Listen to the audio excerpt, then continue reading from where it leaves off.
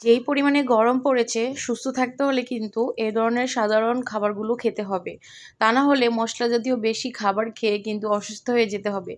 আমি আজকে রান্না করেছি ডাল দিয়ে লাউয়ের একটা সাধারণ একটা রেসিপি। খুবই মজার। চলুন তাহলে রেসিপিটি আপনাদের সাথে শুরু করে ফেলি। আপনারা এর আগে অনেকেই ডাল দিয়ে লাউ দিয়ে খেয়েছেন। এভাবে কখনো রান্না করেছেন কিনা জানি না। চলুন দেখিয়ে দিই।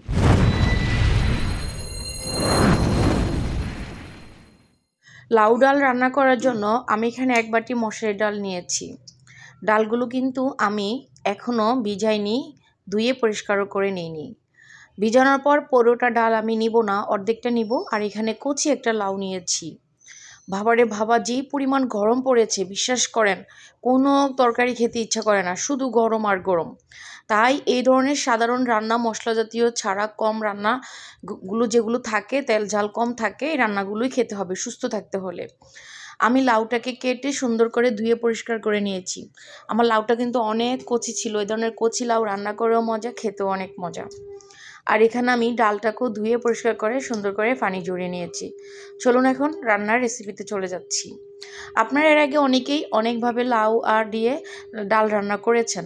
আজ আমি যেভাবে দেখাবো এভাবে রান্না করলে আপনি আঙ্গুল চাটতে বাধ্য। বিশ্বাস করেন, এত মজার। আপনারা চেষ্টা করবেন লাউ দিয়ে ডালটা রান্না করার সময় ডালটাকে আপনারা ৩০ মিনিটের মতো ভিজিয়ে রাখবেন। ডালটাকে ভিজিয়ে রাখলে ডালটা একদম নরম হয়ে যাবে আর এত সুন্দরভাবে রান্নাটা হবে, একদম লাউয়ের সাথে মিশে যাবে। তো আমিও কিন্তু ৩০ থেকে ৪০ মিনিটের মতো ডালটাকে ভিজিয়ে রেখেছিলাম। তারপর এটাকে সুন্দর করে ধুয়ে পরিষ্কার করে নিয়েছি। এখন চলে আসলাম চুলায়, একটা পাইপ্যান বসিয়ে দিয়েছি। পাইপ্যানের মধ্যে পানি দিয়েছি কিছুটা, ২ গ্লাসের মতো আমি পানি ব্যবহার করেছি। তার মধ্যে আমি ডালটাকে দিয়ে দিচ্ছি। অনেকের অভিযোগ, অনেকে বলেন ডাল নাকি তাদের হাতে সিদ্ধ হয় না, কেমন একটা কাঁচা কাঁচা থেকে যায়। আমি আজকে যেই পদ্ধতিতে দেখিয়েছি এই পদ্ধতিতে ডাল রান্না করলে, লাউ দিয়ে রান্না করেন আর যেটা দিয়ে রান্না করেন না কেন, একদম খুব সুন্দর মতো করে ডালটা সফট হয়ে যাবে, নরম হয়ে যাবে। দেখেন, আমি কিন্তু এখানে কোনো ঘুটনি ব্যবহার করিনি। একদম এক ঢাকনা দিয়ে সিদ্ধ করেছি ৮ মিনিটের মতো। ৮ মিনিটের মধ্যে আমার ডাল খুব সুন্দর মতো ডালটা সিদ্ধ হয়ে গিয়েছে। আপনারা চাইলে এই পদ্ধতিটা অবলম্বন করতে পারেন, তাহলে ডালটা সিদ্ধ হয়ে যাবে। এখন আমি এখানে দিয়ে দিলাম পরিমাণ মতো হলুদ। হলুদটা আপনারা অনেকে ডালে কালার আনতে পারেন না, এ পর্যায়ে হলুদটাকে দিয়ে দিবেন, তাহলে ডালের কালারটা পারফেক্ট আসবে। এ পর্যায়ে আমি এখানে দিয়ে দিলাম লাউগুলোকে। আমার লাউটা এত পরিমাণে নরম ছিল, কচি ছিল, আমি রান্না করার প্রায় এখানে দেওয়ার ১২ মিনিটের মধ্যে আমার পুরোটা রান্না সেরে গিয়েছে। এতটাই সুন্দর ছিল লাউটা, বলার বাইরে। এই ধরনের লাউ কিন্তু সবসময় বাজারে পাওয়া যায় না।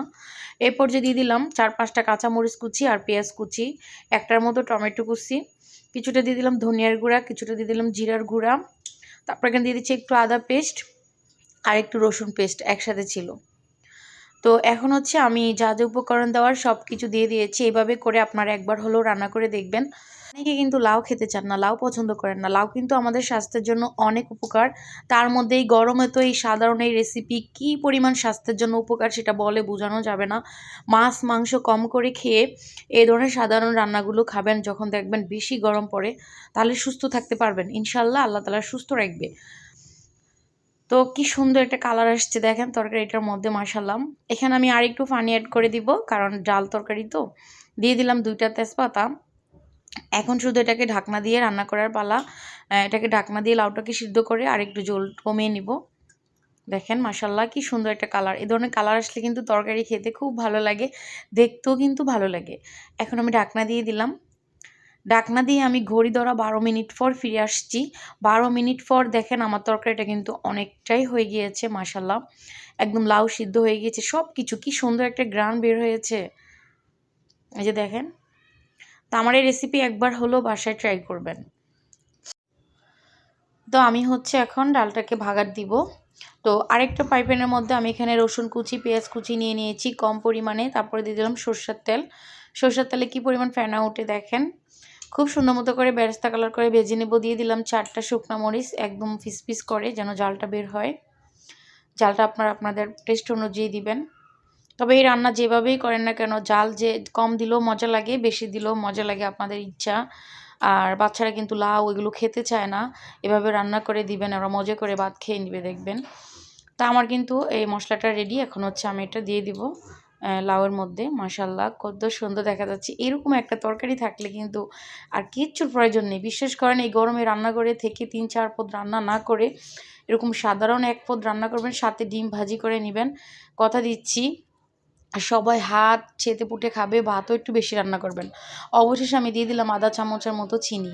চিনিটা কিন্তু অবশ্যই দিবেন, এতে আপনার যে রান্নার টেস্ট ছিল সেটা আরও হাজার গুণে বেড়ে যাবে। কি বলবো, জাস্ট অসাধারণ একটা রেসিপি। আমি এখন এটাকে নামিয়ে নিব, আর ঝোল কমাবো না, বেশি ঝোল কমে গেলে আবার শুকিয়ে যাবে। ফাইনাল লুকটা দেখেন, আমি কিছুটা পরিবেশন করে আপনাদেরকে দেখাচ্ছি।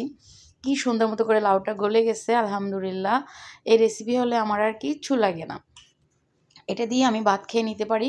তো আমার আর সহ্য হচ্ছে না, আমি এখানে একটা ভর্তা বানিয়েছিলাম, লাউয়ের খোসার ভর্তা। আর হচ্ছে এখন আমি একটু খেয়ে নিব, জাস্ট খেয়ে নিব আর আপনাদেরকে দেখাচ্ছি যে কতটা মজা হয়েছে এটা। আর আমি কিন্তু এই লাউ তরকারিটা রান্না করলে ডাল দিয়ে আমার বাচ্চারে পেট ভরে ভাত খাওয়াতে পারি। ও কিন্তু অন্য কিছু দিয়ে বেশি একটা ভাত খেতে চায় না, ওর দাঁত ব্যথা। এই নরম নরম লাউ তরকারিটা দিয়েও একটু পেট ভরে ভাত খায়। আপনারা চাইলে এটা ফলো করতে পারেন।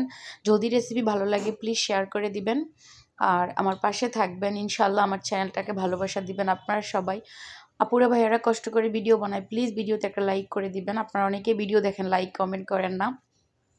আমি কষ্ট করে ভিডিও বানাই আপনাদের জন্য, আপনারা যদি লাইক কমেন্ট না করেন তাহলে কি ভালো লাগবে বলেন।